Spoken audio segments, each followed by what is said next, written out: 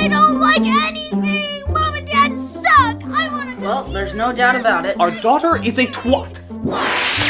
Tired of not being able to keep your child under control? This is what the morning after pill is for, you know.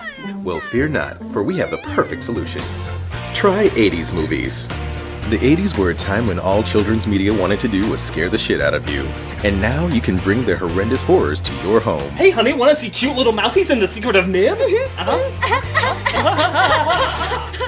husband's dead, and my child is dying. Everything is trying to kill me, and my family's drowning to death. Ah! Think your kid's upset? Wait until she sees a decapitated woman chasing a little girl in Return to Oz. From little monsters to the witches to something wicked this way comes. 80s films try to scare life lessons into your child's nightmares to the point where they can't even remember what those life lessons are. Artist! No! But can't we get in trouble for showing our kids that? No problem. Most 80s films have a PG rating, but that was back when it actually stood for something.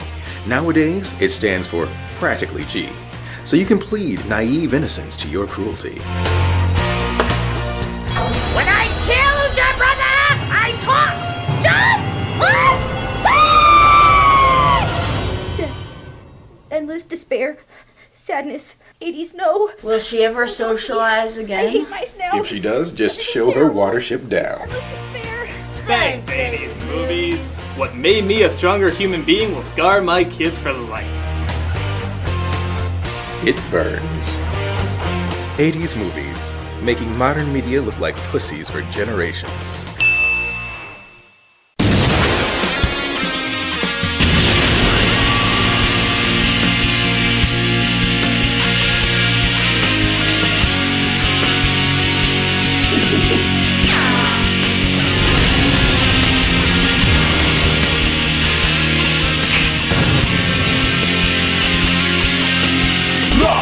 Done.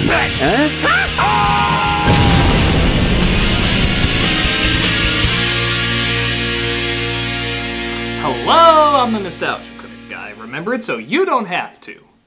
We see a lot of stars in our lifetime. Some old, some new, some shine brighter than others. You know that eventually every star has to disappear, but when one that shines so uniquely fades, the sky doesn't feel the same without it. Especially when it orbited a solar system of other uniquely shining stars that brought us a galaxy of wonder that we still look in awe at today. And just in time for its 30th anniversary, we're gonna look at that galaxy. This is Labyrinthe.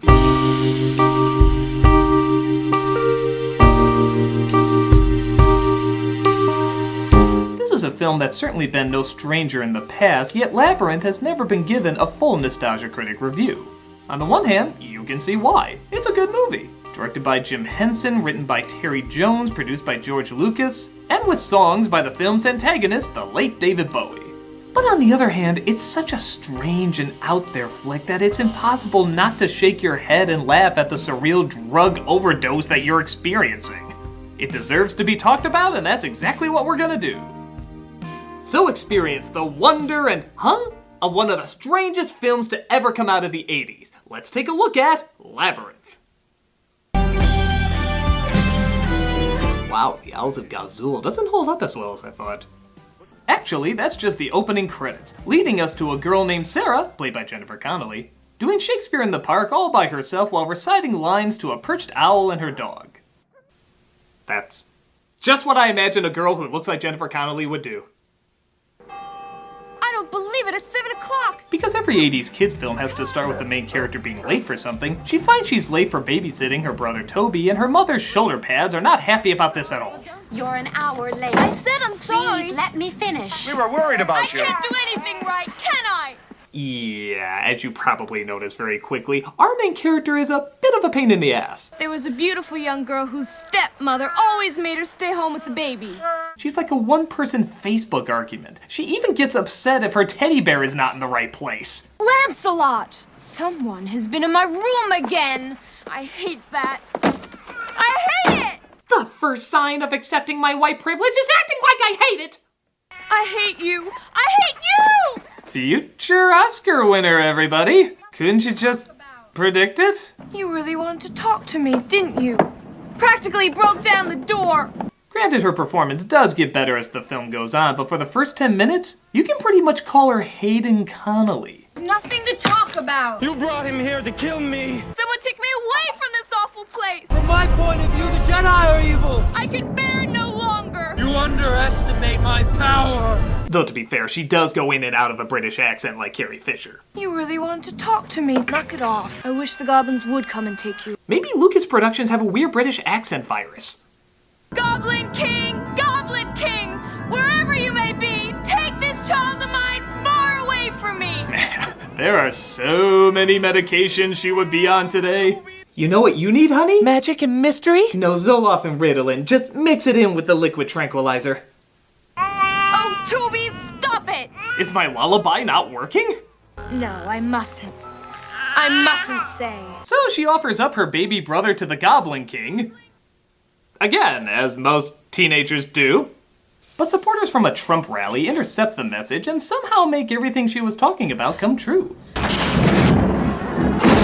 Hogwarts calling, biatch! And there he is, in all his bowiness. Look at that hair. By God, it's like a triple ate a watermelon that died on top of Tilda Swinton's head. Sparkle, goddamn sparkle. You're the Goblin King. I want my brother back. Forget about the baby. I can't. It is that I don't appreciate what you're trying to do for me. I'm very thankful you're kidnapping my brother and sexually awakening me, but I just can't. I've brought you a gift. Fucking baubles!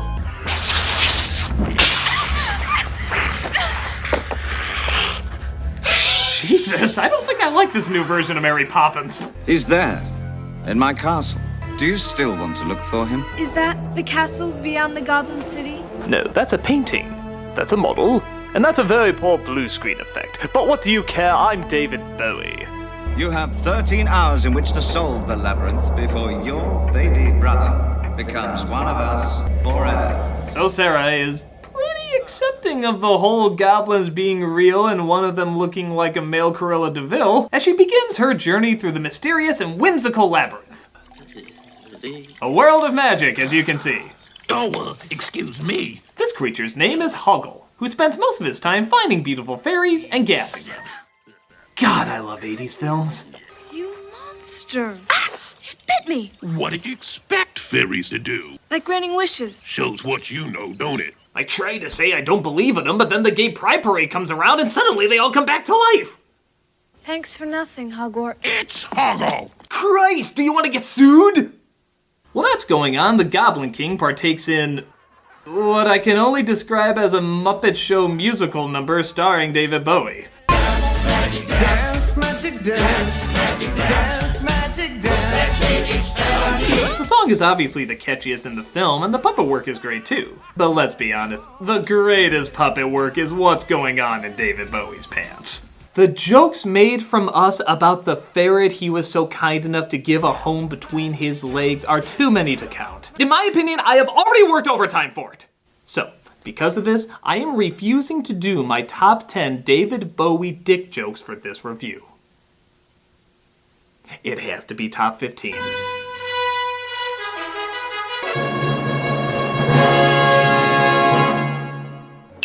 I've seen less stuffing in a Thanksgiving turkey. Is that Gonzo's nose in your pants, or are you just happy to see me? Someone's got a rocket in their pocket! If you have an erection that lasts more than 4 hours, you're probably David Bowie. You should have seen the NC-17 cut. Ground control to Major Tom, get off the blue pill! Major Tom to ground control, tell my wife I love her very much. Major Tom to ground control, I think my spaceship knows which way to go. It's the missing Muppet, Stiffy! You think that was puppeted by Frank Oz? I'm gearing up for the prestige. Want to see my Tesla coil? You like hot dogs, don't you? Special delivery! Careful, big package. Any tighter and those pants will be a thong. And the number one David Bowie dick joke is... Don't touch it! It's a Bowie constrictor! Play me off, Paul!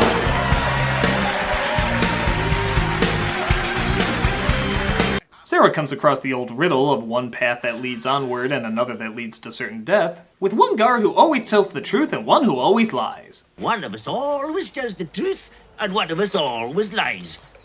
Then wouldn't the guy who just talked be telling the truth? He can't lie that one of them always lies and one of them always tells the truth, because if he did, he'd be telling the truth. I just ruined this scene for you. Tune in next time when I show you how Star Wars is actually about pedophilia. She thinks she figured out the riddle, but she should have tried door number 2. However, she gets saved by some literal helping hands. Come on, which way? Which way? Up or down? Okay, half of you hands are alright, but the other half have a serious lawsuit coming. Oh, come on. We just got over the one from Sigourney Weaver. She runs into Hoggle again, who says he can help her get out of the cave. This way. Don't go on. Go back while you still can. Legends of the Hidden Temple. Oh, that's just Olmec. He always says that. But one stone seems particularly sparkly. What have we here? Nothing. Nothing? Nothing? Nothing, tra-la-la? Even for Bowie, that was a weird thing to say. Tra-la-la? That technically counts as a song, residuals. If I thought for 1 second that you were betraying me, I'd be forced to suspend you headfirst in the bog of eternal stench. No, Your Majesty. Okay, you're actually giving us that visual, huh? You just had to move one phallic device closer to another phallic device. Alright, I have a file cabinet full of these. The glowing orb in his hand is nothing compared to the one in his pants. Just remember, there's an entire internet full of dick jokes for you. I will never run out. He sends a giant can opener after them, but they of course escape and come across, what a shock, something weird. Woo, woo, woo! Well, yes. All right. Okay? Okay. All right. All right. What? Sorry. All in favor of fast forwarding this part? Thank you! Sarah comes across some sort of creature being tortured by little goblins. Though she feels she shouldn't get involved in Muppet politics, she still decides to save it. Friend? That's right, Ludo. I'm Sarah. Sarah. I think this is the Balrog's slower cousin, Hairclog. While that's going on, we rather pointlessly cut back to David Bowie, just still being David Bowie. So, is this all we do? I kind of figured there'd be a lot more goblining. Quiet or he'll whip his Ziggy Stardust out again. This edit seems particularly strange, seeing how he just appears in the next scene anyway. But you know what? They had David Bowie. They're gonna use him as much as they want. Wouldn't you? Give her this. So he gives Hoggle a poisoned fruit to give to Sarah after making fun of the fact that she could never find someone as ugly as him likable. You don't think a young girl could ever like a repulsive little scab like you? Hey, come on. We can't all look like Skibbleshanks from Cats. You'll give her that, Hoggle, or I'll tip you straight into the bog of eternal stench before you can blink. If she ever kisses you, I'll turn you into a prince. Prince of the land of stench. Really riding that stench angle. I think it's going to be the catchphrase of the movie. Tra-la-la. So Sarah, while wandering through the forest, seems to come across, oh, that's unfortunate. That's unfortunate. You know, there's a reason most of Henson's effects were practical and didn't involve blue screen, because that's the exact reason why. Your chin is dragging on the ground. And the funny thing is, this scene ties into nothing. I mean, literally, nothing. Even the song is the most forgettable in the film. You could cut it and not a thing would be affected in the story. You know the editor must have been like, Mr. Henson, we have to cut this scene. oh, but we worked so hard on it. It's entirely pointless. But at least we showed we could do it. No, you didn't. I'm waiting any minute for Tim Curry to fly in and sing a song. Bill, could you do it for Kermit? Oh, God, don't do this. You can't say no to me, Bill. I can't say no to Kermit. Bill, I would really like this scene to stay in the movie, Bill. Pretty please. Okay, for you, Kermit. Yay! Now, let's all sing the alphabet song. A, B, C, D, E, F, Cookie Monster. I've had to put up with that bullshit for years! It's G! Cookie Monster isn't even a letter! It's a man! It's a freaking man with a sock on his head! G. Yay! Don't ever touch me, Bill. Sorry. That was Rizzo the Rat's mistake. Oh.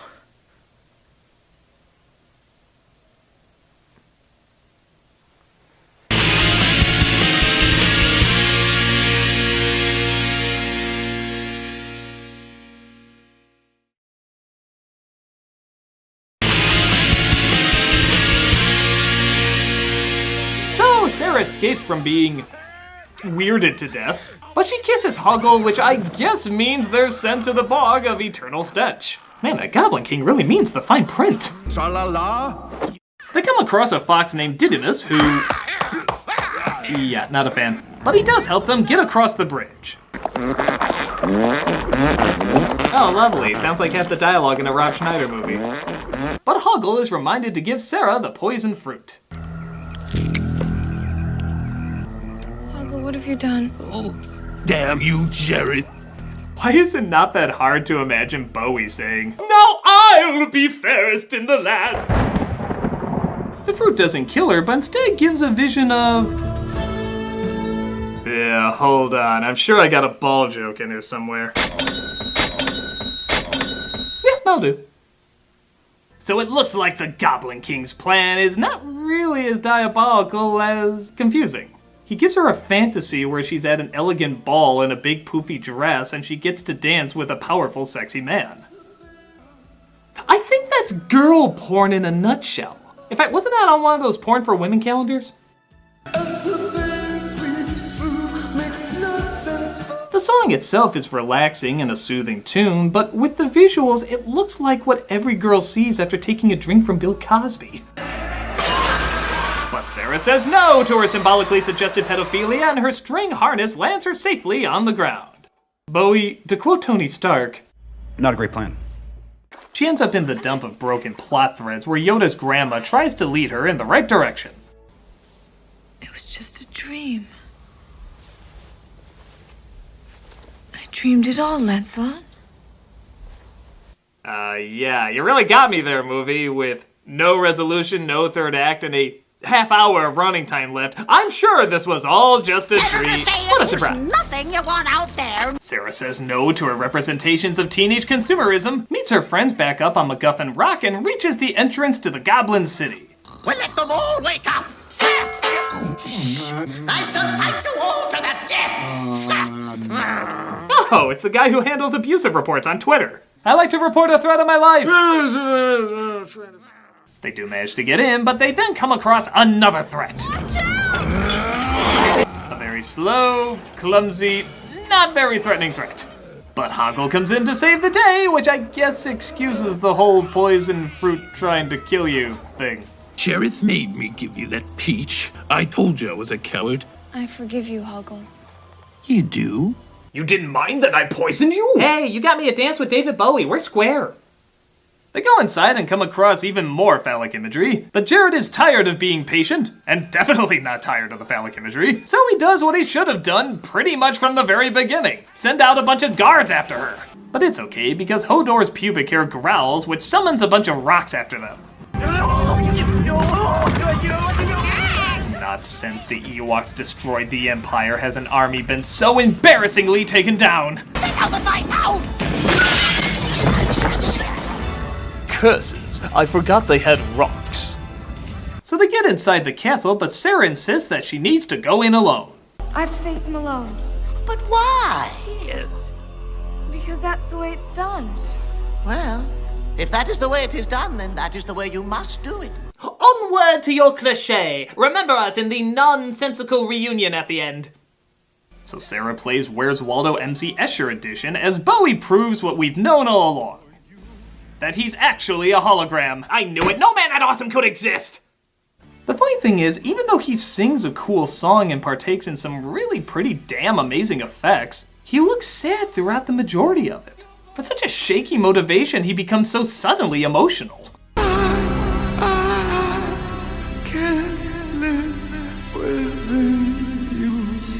I'm just upset that I won't be able to meet every girl I give a sexual awakening to. Don't worry, ladies. I will visit you all in your dreams. I'm not even joking, I can really do that. Give me the child. I can be cruel. But alas, it's time to finally hear his evil plan.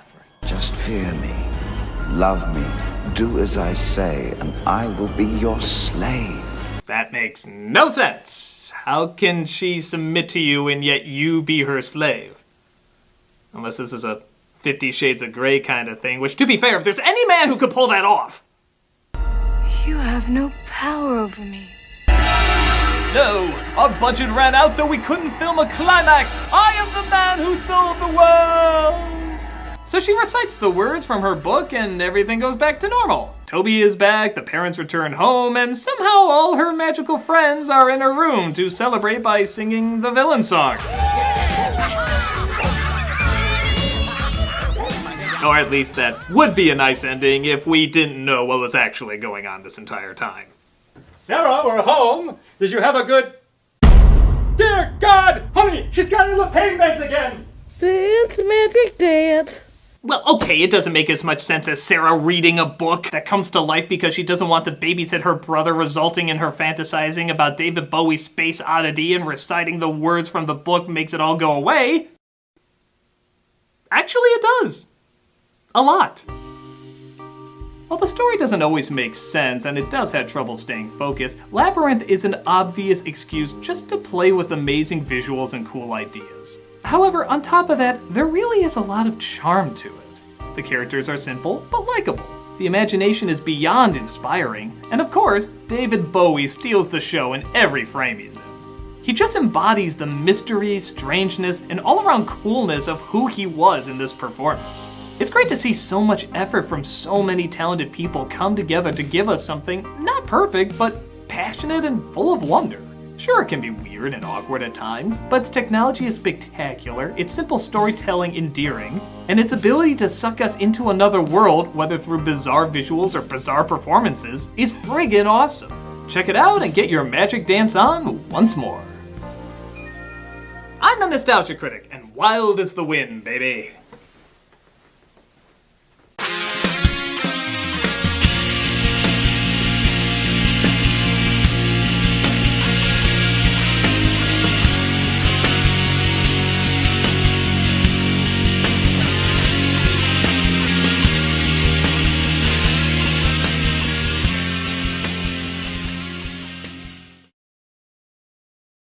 Tra-la-la,